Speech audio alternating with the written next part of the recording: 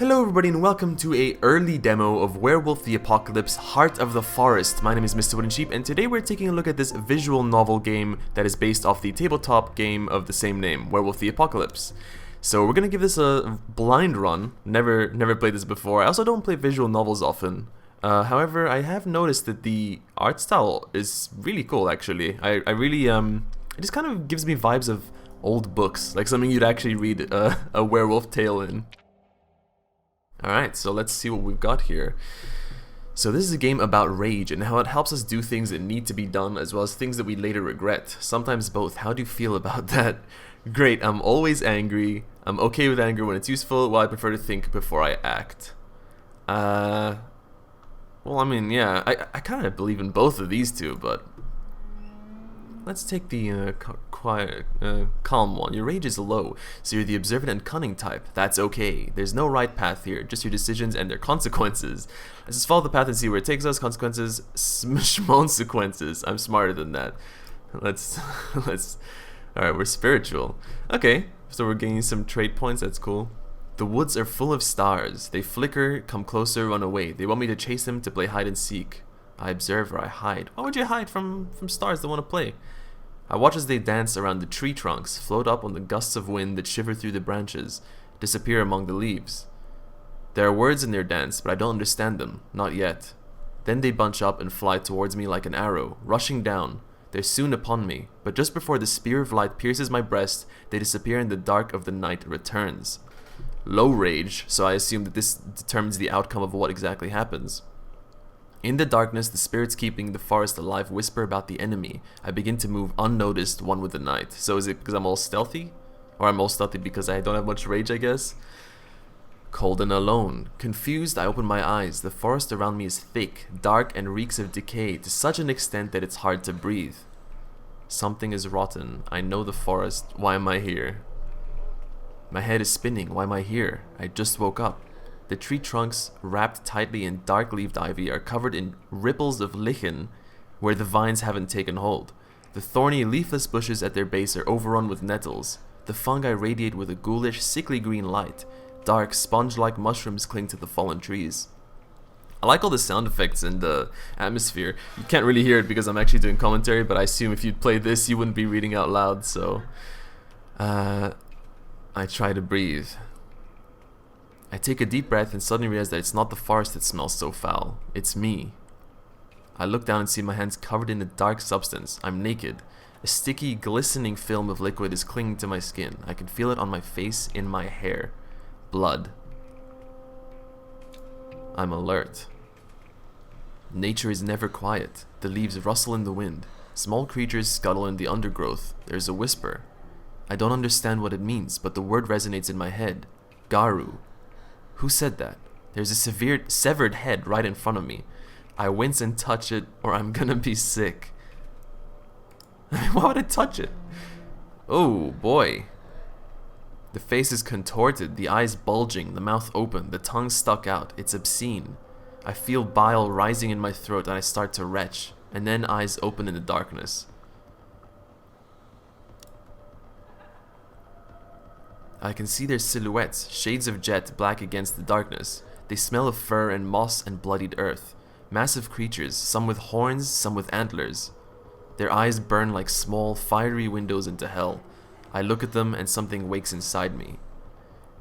Just by the way, you can scroll for those that are interested. I do really like the slightly grayer text in the background so you can kind of tell what's old. This drawing is so awful. I mean, like in a good way. I mean, it's disturbing. Let's see. Defiance or panic? They tell me stories of their lost battles and dying hopes, and I say no. I tell them my stories of the enemy and how they're so stupid, so clueless that we almost feel pity as we killed them. They listen and laugh. I laugh with them. In a moment of clarity, I almost understand what the forest wants from me. And then I wake up. Oh boy, alright. That was an intense opening. Dreams. Maya, Maya. Wake up. I opened my eyes. My neck was stiff. I stretched, lazily as I assessed where I was out of the corner of my eye. I wasn't in the forest anymore. I was sat on a bus. The sun streaming through the windows was making it hard to see. The girl next to me was touching my shoulder, disturbed. I laughed it off. Nothing like a power nap, I laughed. She looked at me skeptically. You were laughing like maniacally. I blinked. The memory of the dream was still there and the taste of blood in my mouth. I looked outside. Trees were pushing up against the narrow road, their boughs tangled, their trunks carpeted with moss. It was the forest from my dreams. We're almost there, said the girl next to me. Her name was Anya. We'd met a couple of weeks earlier on the orientation day. She was from Norway, a tall, broad-shouldered, calm person who wore her long hair in braids. Somehow I'd managed to talk her into this crazy field trip across the land of my ancestors. We were there to study medicine, or Anya is sympathetic, she seemed excited. So I'm wondering if her being sympathetic is something that we've discerned through our traits? Or I'm not quite sure how this works yet. What happens if we click on this? So we've got our stuff. So we're American, student, pretty young, personality assessment. Okay, so I'm wondering if these actually alter anything or if it's just an assessment. So just what, depending on what I've picked. Mind and body condition, healthy, goal, relations, Anya, sympathetic. Okay, right. It's just telling me what I've understood from her. Alright. She seemed excited. Anya reached into her backpack and took out 2 apples. I'm really happy we decided to come here, she said. Yeah, I said, offering her some of my cabanossi. Dried meaty sausages that were so much better than the original Polish ones back in the US. I was glad Anya had decided to come with me. I had problems keeping friends around and really needed one. I did some searching, she said, from over her phone, and this place is amazing. The last primordial forest in Europe. This trip was my idea. Our summer language course was starting in a few weeks, and I'd managed to talk Anya into skipping the tours of concentration camps and old churches and visiting Bialowieza National Park with me instead. So far it's beautiful, she said, her eyes smiling. But why are we here again? So it seems we're probably in Poland, I assume then? Why were we there? There being Bialowieza, a small village in northeast Poland, there you go, near the border with Belarus. It was famous for its national park, the very last European bison. And according to a quick web search, occasional tensions between far-right troublemakers and the local Belarusian community. The most honest answer would have been, because I've been dreaming about the forest, in Bialowieza since I can remember. But people didn't understand when I said things like that. I looked her in the eyes. Yeah, I doubt that people would take us seriously if we just said we're dreaming about this forest. Some choices are hard to make and they strain your willpower. So that would be this one. I kept it simple so I wouldn't freak her out. I told her as much as I could. Let's try this out just for the name of science. Alright, we've got some willpower here. I told her everything. I've always had these dreams when I'm in the forest and it speaks to me, I said hesitantly. I'm not sure why, but I feel like I'm supposed to be here. Only my grandfather understood the dreams. Respect the forest, he would say, and pay attention to your dreams. It was all I got from that part of the family before my mom took me, ran away, and cut off all contact with my dad. I instantly regretted saying anything, or I waited for her to respond. Anya was silent for a long time. Wow, that's intense. She looked at me with what seemed like respect. I wouldn't dare tell anyone a story like that. Anya is friendly. Yeah, so this is what we find out about her. Okay. I think it's great that you come from such a magical place, she smiled. The last ancient forest in Europe, thousands of years old. I wasn't sure if I was fond of that magic, but it was hard to ignore. Anya joined you, and that was precisely why I needed to do something, anything, about the damn forest and my weird-ass family. I had to face the forest, I had to learn the truth about my roots, I had to figure out my future. Let's go with roots. My grandfather's stories, the secrets, my mother running away, there was a mystery in my past. It was time I uncovered the truth about who I was. There was a mystery to uncover and an adventure to be had. I couldn't wait. Welcome home. Bialowieza looked like an overexposed photo of a village with the contrast turned all the way up.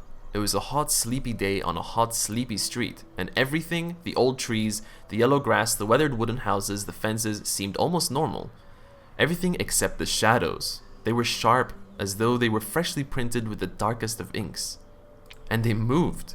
For a second I could have sworn they'd moved, but then I realized it was just a black cat walking down the sidewalk.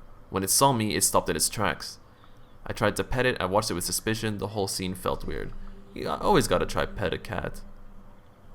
Listen to this creepy but yet beautiful atmosphere. I heard some singing earlier.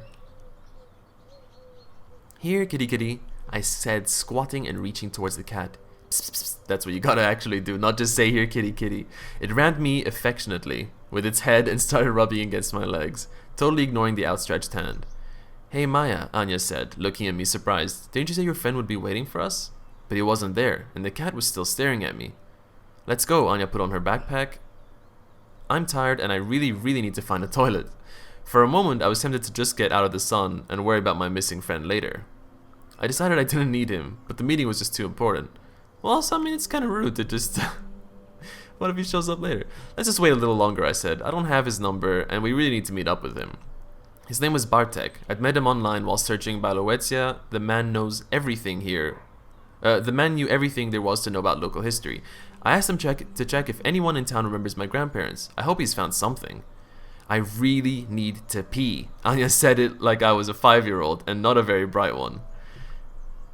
I made my best puppy dog eyes. I caved. I tried another approach. I mean, she can go to the toilet and come back. Why are you making this difficult for me? Try another approach. You know what? I tried another approach. You go, and I'll wait here a couple more minutes and then catch up with you. There you go. Was that so hard? Have it your way. See you at the B&B. Anya grabbed her backpack. I really can't wait any longer. Have fun. She winked at me and walked away. So I waited. And the creepy cat waited with me. Bartek was 15 minutes late, flustered and apologetic. It was his dad's company, he explained while catching his breath. He'd had to help him out with some paperwork. He seemed uncomfortable. I said nothing. Let's go with uncomfortable. I thought you were on summer break, I said, noticing his discomfort. You said you study forestry. I do, but my dad has a lot of different businesses. One of them is loosely connected to wood, so he uses me whenever he can, he said as he rubbed his neck. Fathers, I shrugged. I could understand daddy issues. He was tall, broad-shouldered, and had freckles all over his face. Come on, I'll take you to your place. His accent was broad and very Eastern European. I flooded him with questions. Anya would have liked him. I caught him looking at me. Anya would have liked him. Would have taken an immediate liking to him. He was totally her type, but she wasn't there. Her loss. We walked along the only street in the village, slowly making our way towards the outskirts. The trees were growing denser, their scent becoming richer and more pronounced. I took a deep breath. So did you manage to trace the name I gave you? I asked.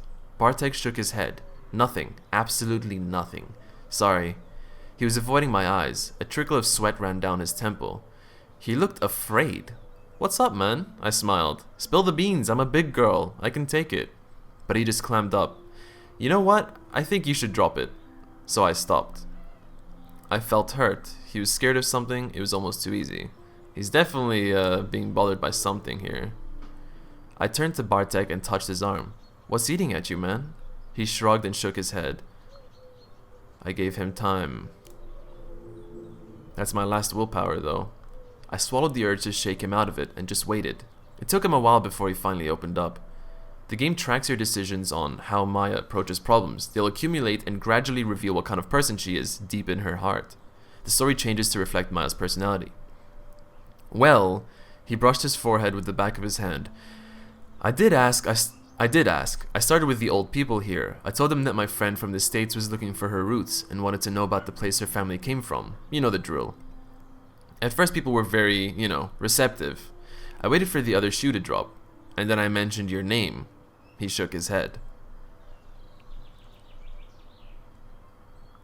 I started losing my temper. I urged him to continue.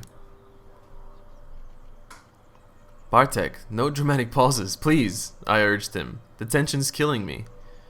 One of the old men here told me to go to hell. The other spat on the ground and his wife crossed herself. For a moment, he looked younger and smaller. And then my own grandmother told me to stop asking. She said something else as well. I tensed up. What? I asked. She told me to pray for you. Suddenly, the sweet golden afternoon wasn't so sweet and golden anymore. I felt shivers run down my spine.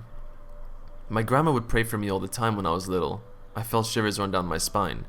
We walked in silence, but my mind was in overdrive.